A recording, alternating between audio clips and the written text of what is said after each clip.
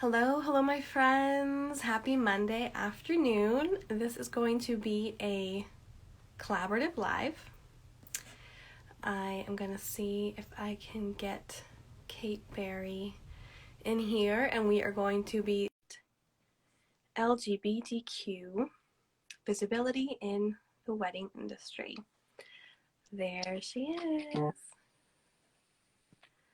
Hello. Hi. Happy Monday. How are you?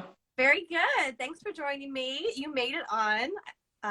Kate was a little worried about the Instagram logistics. So this is a conversation about LGBTQ visibility in the wedding industry between two queer and also married wedding vendors. So in the Instagram universe, it's important for us to introduce ourselves since we're blending networks. I am Maureen Cotton. I'm an interspiritual minister. That makes me a minister for the spiritual but not religious. I work as a spiritual guide for engaged couples, offering premarital guidance, wedding experience design planning, all kinds of things, and I officiate. I'm based north of Boston, but I work with couples everywhere. And Kate, how would you introduce yourself? My name's Cate Barry. I am a wedding and portrait photographer. I live a little north of New Haven, Connecticut. So most of my couples are based in and around Connecticut. And I'm so happy to be connecting with you, Maureen. Really, really excited. Yeah, and unless I forget later, Kate co-hosts an awesome podcast with an awesome co-host who's a wedding planner, Regina, and that is called We Do, right? We Do Weddings. Yeah, the We Do Wedding podcast, and you can find it wherever you listen to podcasts. Awesome. And with that, you two together interview vendors. So it's a really good like behind the scenes for couples, right? Totally. I mean, it's fun behind the scenes for couples, and especially if you're like shopping for your vendors and you want to kind of get a sense of their personality and their philosophy. It's just fun to sit down and hear a conversation with them. But it's also really fun for vendors to learn more about each other's worlds and perspectives, and it's given me a whole new view into the wedding industry. Absolutely. And so as we start this conversation, it's always important, especially with minority identities, to say like we do not speak, first of all, LGBTQ plus, huge spectrum. I'll say I'm on the B of that. I'm bisexual. I am cisgendered. I'm married to a woman, so I basically look like a lesbian to the world, which is fine. So I will try to speak from my own experience, and I've been in the wedding industry a long time. So if I do end up speaking about my client's experience anyway, I'm going to endeavor just to keep it to observations or things shared with me, not making assumptions. And so just that disclaimer, just because we said something, you can't necessarily turn to your next gay client and assume, but hopefully the conversation will inspire people to ask or consider others' experiences. And how would you frame your identity, Kate? Yes, I could not agree more with that. It is a huge category of people whose identities overlap with many other identity categories as well. So I am a cisgendered queer woman who is married to a trans man. We've been together for 14 years, so that has not always been his identity. And his identity has had an impact on my outward identity to the world. So I appreciate you saying that the world sees you as a gay woman, even though that might not necessarily be how you identify. My outward identity has shifted dramatically throughout the course of my relationship, which is funny because on the inside, I haven't changed a whole hell of a lot, you know? So it's interesting how the letters in the LGBTQ can shift over time and can impact other people's letters if you're in relation with them. I bet. Oh my goodness. So 14 years you've been together. And when did you have a legal wedding? 2016 was when we officially got married. And at the time, so my partner's name is Casey. He's a trans professor in Connecticut. He's also a cartoonist. So I'm trying to think. In 2016, he had not fully transitioned. He had not started hormonally transitioning, and he had not legally transitioned. So at the time, we were getting gay married. And that, because we got together in 2007, that was not a given for us. So a long answer to a short question, but yeah, 2016. 2016. And so you're saying it's funny you say gay married. I say that too, because I don't know how it's like gay married, same sex married, all the stuff. So you got gay married, but now you're legally a straight couple, or outwardly, or I don't know. I honestly, Maureen, I have no idea what we are. Right. You could ask your neighbor, you could ask your mom, you could ask yourself tomorrow. Yeah. Totally. I don't know what we are legally. Legally, He legally changes gender? Yes. Since you got married. Since we got married. So I don't know what that says for like the legal status of our marriage or whatever. Again, if we had wanted to get married earlier, we would not have been able to do so legally where we were living. So it's an interesting dynamic. When did you guys get married? Okay, so we got married in 2012. So it was legal in Massachusetts, but not federally recognized. So we were not federally, our taxes were very complicated also with being self-employed. So it was interesting. I had written the caption when I was reflecting on this, because then 2013, a year after we got married, was when DOMA was struck down. And, I feel like I should write it down for myself. It's such a spectrum of things. And I actually, early this morning, I was just like, I just want to remind myself of the years. And so I went to like the HRC Human Rights Campaign website, was just looking at like court cases related to marriage equality.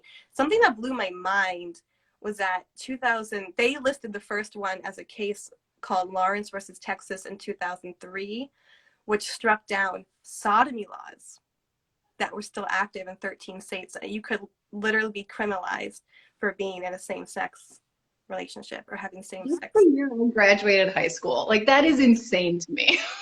Yeah. Unbelievable. Really horrifying, and just a reminder of the breakneck speed of marriage equality. And there's so many conversations, because there's also, some people who feel like marriage equality almost became a red herring for other issues. So there's so much to say about that. No shortage. Then Massachusetts made it legal, and then it wasn't federally recognized. And even still then, not all states were allowing you to get married, even after 2013. It wasn't until 2015, the Obergefell and Hodge case, that they said you have to give all couples marriage licenses. And that's when there was a woman named Kim Davis in Kentucky who wasn't giving them out, and that's a whole other thing. So it's been a spectrum. So yeah, we were a little bit in that limbo. And in terms of like, it's so interesting, because I started being like a full-time wedding photographer like 2008, 9. And that was a time when like people would say like, yeah, we would do the same-sex wedding. First of all, that was the word people were using in general, but they weren't comfortable putting them on their website. Yeah, certainly not the front page. And people have short memories. I think a lot of people like would deny that that's the way they felt like a minute ago. Now that pride has grown. But I would love to hear more about. There's so many avenues we could take. But one question I'll just start for hearing about your and Casey's journey. How did your wedding planning, engagement, wedding experience, how has that impacted how you market and treat your clients today? Because I saw that's right front and center on your website. You're like, I'm married to a trans man, hello. I was like, wow, this, like, it's obviously important for you, like, to put that forward. Yeah. I just remember starting to plan our wedding, and it was 2016. And so again, I wasn't seeing, and I was living in Wisconsin, I should say that. So I was not seeing much of like, yay, we love queer people, like gay pride everywhere on people's wedding photography websites. That was not really a thing that I was bowled over by. So I was doing the kind of archival digs. We were like going through people's feeds and trying to figure out if they had any LGBTQ folks at all, or if it was just like a bunch of straight white cis people. And what kind of vendors are we talking? Like absolutely every kind or certain kinds? So at the time, so we kind of had our cake and ate it too. We had a really small, intimate wedding, just family. And then the following year we had like the big bash. So this was basically the thing that was most important to me, obviously, was a photographer. And that was incredibly important to me. And that was kind of the thing that I spent the most time looking for. And then, you know, I'm a terrible wedding planner. We talk about this on my podcast all the time. No one wants me planning their wedding. And I didn't want me planning my own wedding. So my mother-in-law helped. And it was awkward because, so on the wedding photographer front, I wound up, you know, emailing folks and asking, like, prefacing this with saying this is an LGBTQ wedding. At the time, my partner identified as non-binary, so used they, them pronouns. That was very complicated and confusing for the majority of people. So I had to like do this whole education thing and like, is this cool with you, basically was having to be my first question. And not like, what are your rates? What's your personality like? Can I see some of your work? Like any of the things that you might actually want to ask a photographer. So that was annoying. And then I remember going to the caterer for a tasting. And again, we were in this sort of moment in our relationship where Casey was non-binary and was not yet on hormones. And so people were a little confused about his identity, his gender, our identity as a couple. So I just remember the caterer, you can sense as a queer person people's discomfort with you when they're not, when they don't really know. And I remember the caterer going back and forth between pronouns for Casey. Because, like, obviously he didn't know what to use, but he wasn't of the right mind to just ask. So anyway, it was a very awkward experience for both of us. And so with that, you just kind of muddled. So in your mind in a moment like that, is it like, do I take it a second and educate, or do I just muddle through? Or like, what's your experience in that when you're navigating that moment, when you want to be thinking about food, right? Right. Can we just try damn food and see if we like it? Like, yeah. So what goes through your mind in those moments? Gosh.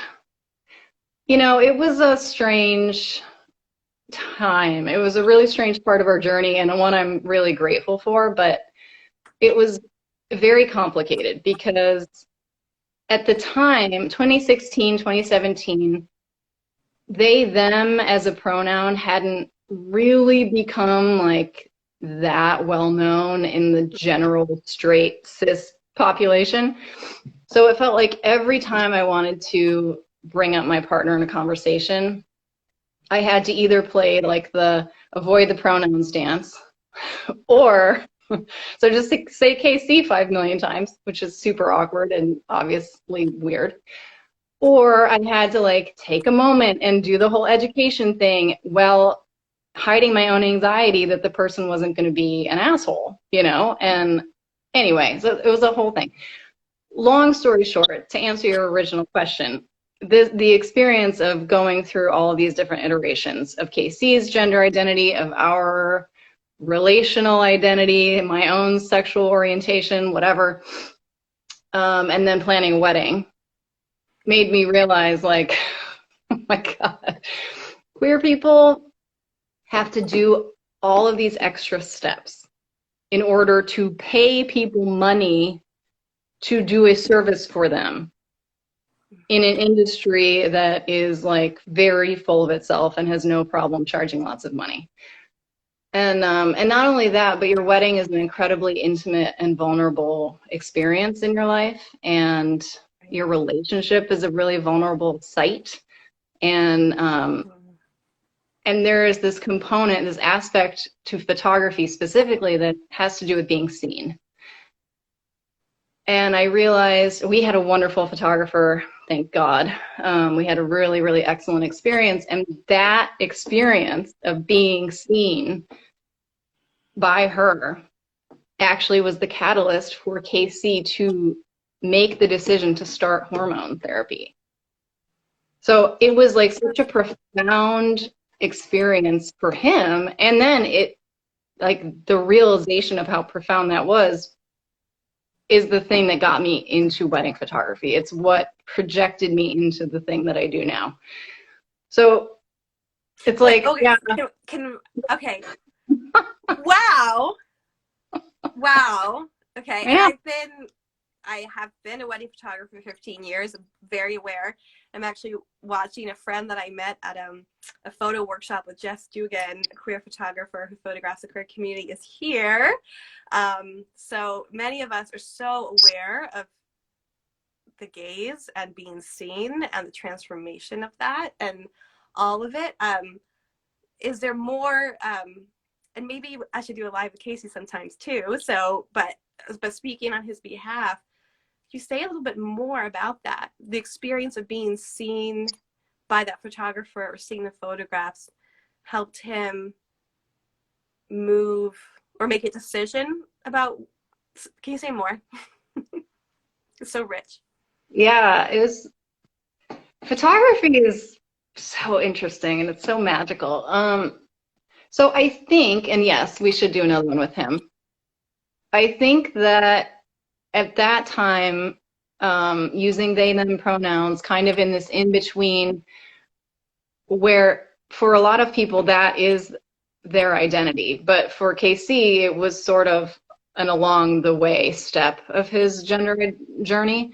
And he hadn't fully figured it out yet. You know, he calls himself sort of a slow learner. It's like it takes a while to sort of process and figure out what's going on. And, you know, he's 40, so like different, it's not like he's 20 and this has been part of the zeitgeist for the majority of his life. Like it was a process. So anyways, so at our wedding, you know, using they, them pronouns, not having started hormones, people, even in our family, hadn't fully embraced the they, them thing. And then I think, and now it's, you know, we're now getting 6 years later, 5 years later, so I'm forgetting now, but it's possible that he just switched to male pronouns at like right around the time of our wedding. So our families were really confused and we were doing education around that. Anyway, I'm forgetting the exact timing, but I remember having a conversation with the photographer about it. She was a small town Wisconsin photographer, straight cis woman. But she was so open-minded, Jen Gannigan, love her. She was so just like, yeah, of course, like this is great, let's do it. And she just saw him as male with no problem whatsoever. There was nothing getting in the way of her seeing him that way, documenting him that way, witnessing him that way. And so that was really reaffirming and really empowering the day of. But then when we got our photos back and he saw that she had really photographed him as a man, I think it was seeing that, seeing his reflection reflected back to him in that way, just was like, oh, yeah, I'm a dude. I'm gonna take the plunge here. So it was a really transformative experience. Wow. And were you already working as a photographer, or was photography a side interest? It was a side interest, but it was definitely not my main job. Wow. So, yeah. So that catapulted you forward. And so now, knowing what you know, are you just like the ultimate like warrior for, I don't know, pure expression? Like, tell me about like starting your photography business with that insight and a personal experience. Well, it was, so, okay, so the photography piece it wasn't just about weddings, it was also about portraiture. So one of the first things I did when I like got completely insanely obsessed with photography was I wanted to get as many people in front of my lens as I possibly could. And the way, excuse me, that I went about doing that was I created this monthly event called the LGBTQ photo pop-ups. This was back in Madison, Wisconsin, where we were living at the time. We had, most of our friends were queer in the community. And I just knew from experience that A, how vulnerable it is to be photographed, and B, how being seen properly can really affect, your experience and the final product. So anyway, I wanted to create this like community event where queer folks could come and feel comfortable and safe and empowered and to be photographed by another person in the community. Anyway, I didn't know what to expect, but the first one I held, almost 50 people showed up. So like over the course of, I don't remember, 5 hours or something, I took like 50 portraits. I mean, it was crazy. And that really showed me, like in real time, holy crap, like this is the need. This is like people have sought this out and made this a part of their weekend so they could be seen in a way that felt true to them and that I wasn't going to see them improperly. So that had a big impact on like my entrance into photography in general. And then I did want to mention, because this is kind of coming full circle, I was just having a conversation with someone the other day. She's a lesbian in her, I don't know, 50s, I think. And she and her wife got married right after, well, they got like civil union married, long time ago. But then they got like legally married when they could. And she said, she's like, I was looking at your website and something occurred to me. She's like, we had a wedding photographer who was totally down with like us being lesbians. She was totally supportive, whatever. But it wasn't until I saw your wedding photos that you take of LGBTQ couples that I realized I don't think our photographer saw us like as a romantic couple. Mm-hmm. And I was like, oh, wow. Yeah, that's interesting. She's like, I think she took all the photos that she had to take, but the way that she saw us impacted the photos that we got back. Yes. And you know what that makes me think of is like right now so we, I'm in Massachusetts, you're in Connecticut, we're in New England, generally more progressive, accepting. And there are more venues that now, I can't even believe I'm saying this because so much has changed, but now that want gay couples out there, usually still cisgendered gay couples, and I feel like you can tell when it's a styled shoot. I feel like in general you can tell when something's a styled shoot, a real couple versus not, but like if someone wants, what I've seen most often is if someone wants to fly the flag, they do a styled shoot. And for those not in the industry, a styled shoot is like not an actual wedding, but when you plan a shoot with the elements of a wedding to make imagery, to showcase, usually a vendor's planning to showcase what they do. And it's usually two cisgendered women in big white gowns. So it's still like 50% of the typical, because you say wedding, I was thinking about this in preparing for the conversation. Like I've photographed hundreds of weddings, hundreds of queer weddings, and even in my Instagram feed today, it's filled with all kinds of couples and, on the gender spectrum. But I still, if I think wedding couple, it's still like tux and white dress. Like it's so, so, so strong. So I'm kind of getting off on a tangent then, but I feel like you can see a wedding venue when it's like we had a styled shoot with two women. And that is totally different than like a pair of lovers, a pair of partners, like two people who are beloved to each other. Yes. Yeah. I was just talking to my lovely podcast co-host, Regina, Weddings by Regina Marie, shout out, about this very thing, about like tokenization and how it's been so interesting to watch yeah, the shift just over the last, I will say just since I got married, like in either I don't like to shoot gay people or I do, but I like to keep it on the DL to like, oh my God, we love gay people, like same sex, blah, blah, blah. LGBTQ, if they could spit it out, pride, flag, yay, rainbow. It feels a little tokeny. And yeah, it's like when people are thinking about the queer people to highlight on their, if you're a vendor, if you're thinking about queer people to highlight on your page, like where does your mind go if you're not in the community? Is it two white women or two white men who are sort of normative genders and who are gonna not really push the boundaries too much of people's expectation, not be too weird? You know, is that like what your comfort level is, or are you really interested in like getting to know people of like all across the spectrum of the community? Are you interested in learning about the intricacies of gender identity and how that impacts not only individuals but the relationships that they're in, you know? And if you're not that interested in that stuff, how are you going to see those people? Like, how are you going to be with them on this intimate, vulnerable day? Right. Yeah. Oh man, so tough. So, on one hand, there's been an improvement, like in what you said, where you would scroll through and be like, has there ever been a not straight couple involved? So it just gives you that like, okay, I feel safe here. Maybe if it's a giant hotel, you know, you don't know how everybody feels. Someone in the marketing department, you know, certainly included that. But what do you think then a vendor could do to really show you they're an ally or to make you feel comfortable? What can people do? Or how would you know someone is on the journey?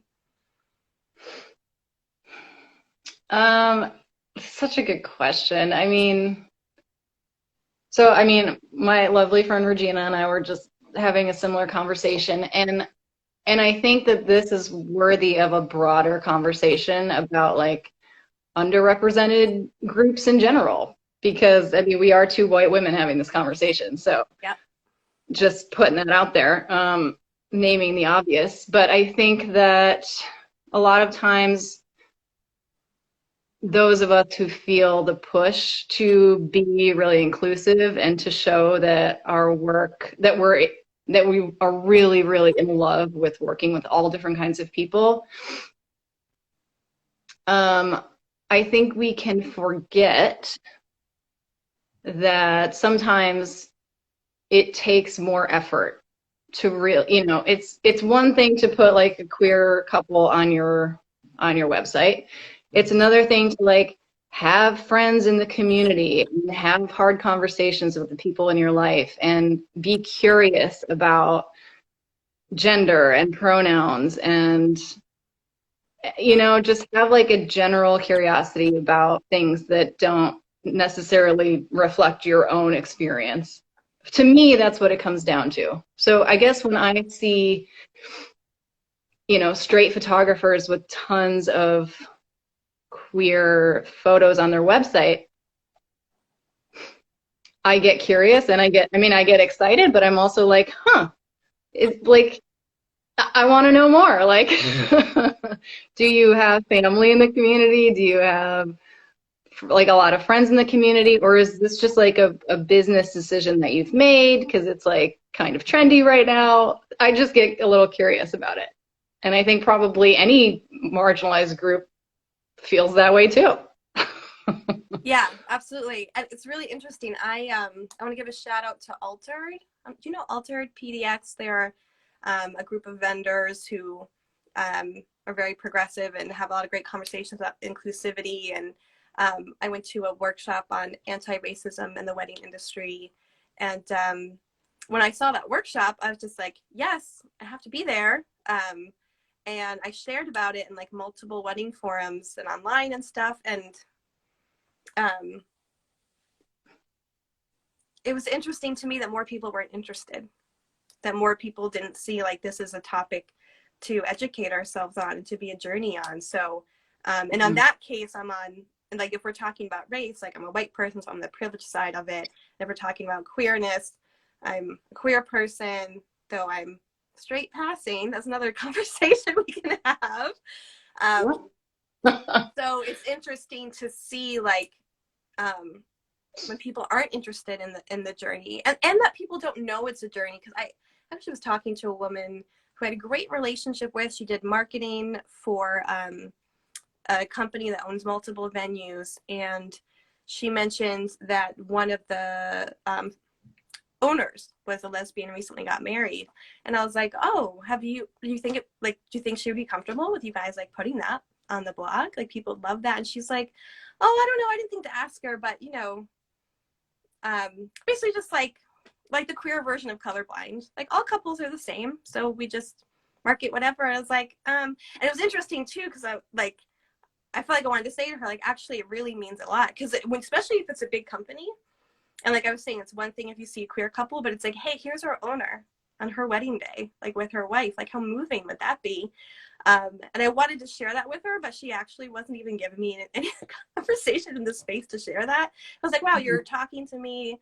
I'm in the industry with you. I'm married to a woman, and you're talking about how people married to women should feel, and you're not even vaguely curious. And I'm a photographer. So it's really interesting. And something that I think in general about wedding vendors is, you know, if people are not spending their own free time and free energy thinking about gender and growing, I still think that, you know, that's such a personal thing, but as an industry, I also think, why can't we just be more creative? Why does it always have to be bride and groom? And like when I work with a couple, because you know, when I'm in the work that I do, whether I'm officiating or not, I'm often talking to people about rituals, mother-son dance, father-daughter dance, da da da da da. The whole freaking day is so gendered, and so queer people have to ask themselves over and over again: do we just dump this thing in the trash, or is there something worthy in it that we want to adapt? And for some people, the adaptation is just like, well, now I'm just like meandering it to fit me when it just doesn't. And for some people, it might hold something. So that taps into so many other questions that I explore with people. But it just makes me think, as wedding vendors, like if you're a planner, if you're a florist, if you're whatever, why don't you want to be more creative? Why don't you want to think outside boutonniere for groom and bouquet for a bride, or this for that person and that for that person, or a DJ with parent dances, or all of those things? Like, why don't, like, because I find it so, I love a challenge, right? Like, I love, like, and I actually was working with a straight couple recently who are just deep in questioning so many things about themselves and all their levels of privilege. And we had such a great conversation about how when the bride enters the ceremony, it's like the groom is just like plopped there. And then the groom becomes part of the audience, like dun dun dun, like looking at the bride. And they're, you know, a straight cisgendered couple, but they were still like, what is that about? And we don't want to do that. But they also didn't want to walk in together for a certain reason. So then I was like, okay, then I got my creative brain firing. Like, why don't other vendors want to, like, why do we just have to stay on the gendered bus? Like, even for a straight couple. Yeah. Yeah. I mean, this is the thing that I find so fun about being queer, honestly, and why I think it's like a superpower, why I think being trans is a superpower. Frankly, any category that our culture is deemed non-normative, I think is a superpower because, well, it comes with a lot of challenges. It's such an opportunity to face some of these hard questions and to work through some of this stuff that other people just kind of never have to do.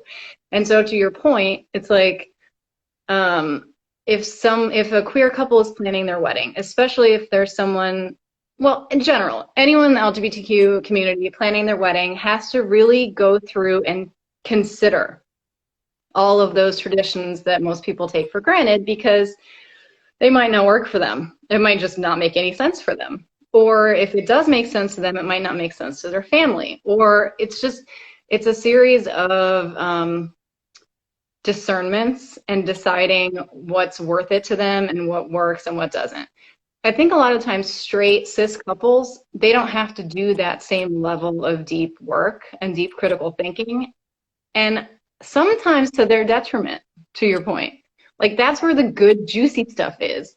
And so I think a lot of what I see a lot is my LGBTQ couples tend to be the most creative because they've had to about their own self, like about their own identity in the world and how they want to communicate that. And again, hard to do, but just so rich with opportunity. And so it kind of can create like this whole cool world of meaning making that I think sometimes straight couples don't always have access to because they don't always have to be asked those hard questions. Absolutely. Absolutely. It's so funny. You like almost just quoted my website. Like I have a page on there where I'm like, queer couples, like we have to ask ourselves these questions. And I would like for all of you to ask these questions. So can I ask, so when you got married, well, you said you can't remember exactly because everything's fuzzy, but your husband Casey at the time was non-binary, and you were in Wisconsin. So the gender neutral wedding pronoun thing, this has been such a conversation because there's bride, so you can say couple, like if you're on your website, like LGBTQ wedding marketing 101, say couples instead of bride and groom. Great comment from my friend Carla in Canada on the live about that. But then in terms of the individual person, for years and years, I've been talking about this with folks. One that you can use is marriers, which doesn't really roll off the tongue. But it's like, what's the gender neutral word for like the person getting married today? Do you remember what your dance was with that, with Casey? I mean, because I've always used the word partner because it has fit no matter what sort of his gender was at any given moment or his pronouns. Mm-hmm. And because I myself have been through such a journey, like we met when I was pretty young. I was like just turning 23 when we got together. So, you know, I got kind of, I had been straight identified until that point. I'd only dated cis men. And so when we got together, I didn't feel like my sexual orientation was changing. I felt like it was widening. Like this wasn't like freaking me out, but Casey at the time was identifying as a category that was available, which was like butch lesbian.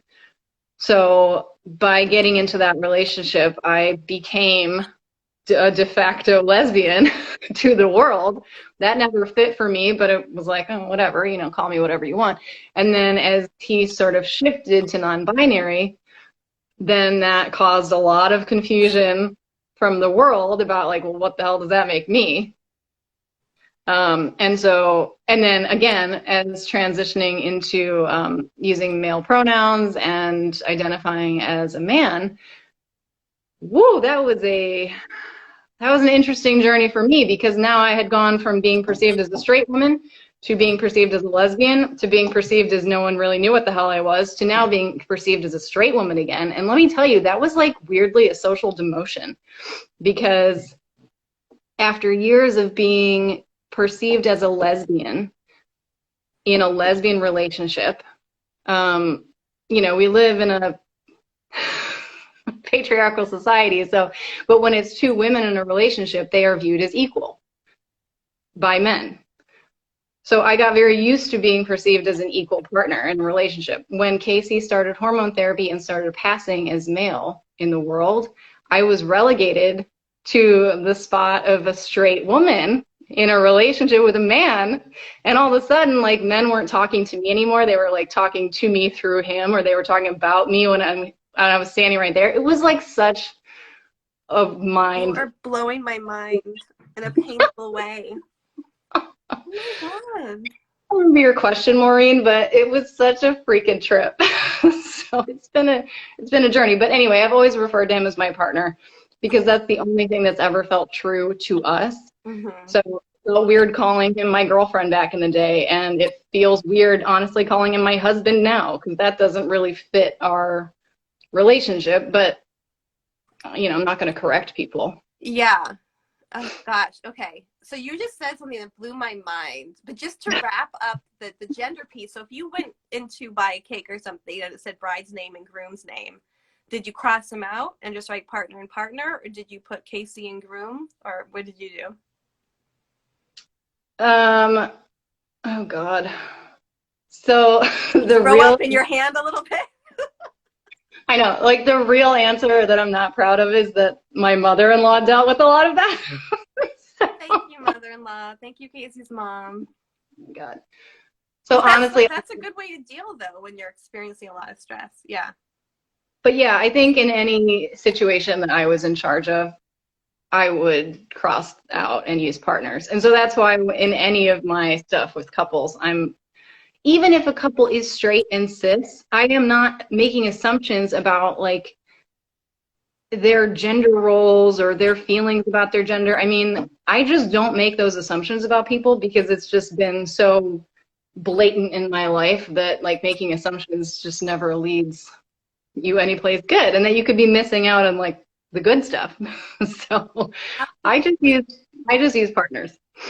Okay, but the tangent you went on, I just want to even just repeat it because I'm processing it, because I've heard, there's a TED talk from someone who transitioned to being a woman, and she shared, how people spoke with her differently. And I was on a panel years ago about LGBTQ life for high schoolers, and there was a trans man talking about, people speaking to him differently. But what you've shared, I've actually not heard shared before, how your partner's changing gender or outward gender shifted your social standing. So you felt like when you were a lesbian couple, people in the world treated you equally, and then you got demoted to be this person's wife or girlfriend, or Yeah, it's like so complicated, right? Because when we got together, we were very visibly a lesbian couple. And I was the femme and Casey was the butch, like in the nomenclature of the time or whatever, especially where we were living. We were living in the Southwest, and it was the queer culture there, the lesbian culture was just very like butch femme. So so that was like my entryway into being queer. And yes, we were treated equally, but there was also a lot of there was perceived danger and threat, especially like I remember if we were ever driving through the South, specifically like stopping at gas stations, bathrooms. Oh my God, public bathrooms. There's a whole other podcast, but or IG Live. Public bathrooms, so fraught, so scary. So I just remember being in a lot of situations where it felt really unsafe or unclear about if we were safe, and we would pull into a gas station and then kind of decide, you know what, I'm just gonna hold it, like not worth it to stop here. mm-hmm. So there were a lot of like weird experiences like that throughout the years, and then the non-binary thing threw everything for a loop, and then I just felt like I was constantly having to come out to people all the time. And then, yeah, since he has transitioned and now passes, and we're perceived as like this normie straight white couple, yes, it has weirdly been both a social demotion for me, but also a social elevation for us. We don't have to worry when we go places. We don't have to do that whole internal work of, is this person safe? Can we out ourselves? We can choose whether we're going to out ourselves as opposed to being constantly visibly outed. And that is a huge privilege.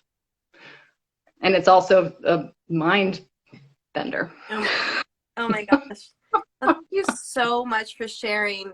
We ended up going over time, which is perfect because when you had me on your podcast, we went way over time. I'm so sorry, Regina. It's funny, after I finished, and I'm not apologizing to you, Kate, because you were like traveling with me to the ethers, and after I was like, oh, Regina asked me this and that, and I never answered. So I don't know if she's just gonna cut it or make it 2 or whatever. But thanks for sticking with me, because wow, I mean, thank you for sharing that like experience with me and the Instagram universe. Sorry if we went way off topic. Oh no, but it's all good. And I think yeah, I don't know that there's any particular way to like wrap this up with a bow. I think there's the whole mix of things, and even what you're saying now, like how it's been up and down, and you'll continue to explore it. But I think for any wedding vendors who are listening, I would just say, you know, besides being inclusive, just be creative. And for actually, one thing I do want to say is for queer couples, I don't even know. I was going to say for queer couples, like there are wedding resources out there for you. Because I had a friend who I ended up jumping in last minute to help with their ceremonies, 2 women. And I said to them, like, what resources have you looked at? And they were like, well, none. Because they just like assumed, they didn't even Google. They looked at the Catalyst, but other than that, they're just like, we just assume there's nothing in this industry for us. And I was like, oh, stab my heart. And so for those of us who are more inclusive, that's a rallying cry to like put out the flag, raise your hand, do the podcast, do the whatever, because there are queer couples who don't even think there's really like a place for them to land. So yeah, I just want to throw that out there. Do you have any closing thoughts or celebration or rallying cry to offer the Instagram universe? Oh God. I mean, not really. I feel so strongly that, and this is coming from a wedding photographer, but I think anyone involved in your wedding really should see you, you know, and see you the way that you want to be seen. And sometimes that's looking into a future that you haven't even fully articulated to the world yet.